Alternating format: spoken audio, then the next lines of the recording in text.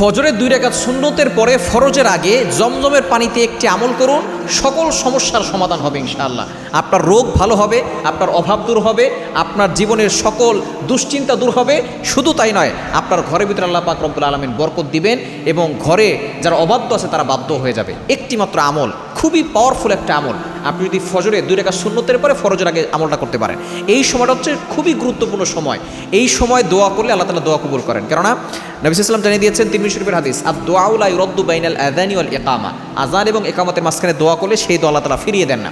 আপনি ফজরে 2 রাকাত সুন্নতটা আযান দেওয়ার সাথে সাথে পড়বেন, এরপরে আপনি কিছু সময় নিয়ে আপনি এই আমলটা করবেন। আপনি জমজমের পানিটা সামনে রাখবেন, এরপরে আপনি ওযু অবস্থায় 2 রাকাত সুন্নত পড়ে ফরজের আগে মধ্যবর্তী সময় প্রথমে 3 বার দুরূদ শরীফ পড়বেন, এরপরে 3 বার ইস্তেগফার পড়বেন, এরপরে আপনি সূরা ফাতিহা 3 বার পড়বেন, আয়াতুল কুরসি 3 বার পড়বেন, সূরা ইখলাস 3 বার, সূরা ফালাক 3 বার, সূরা নাস 3 বার।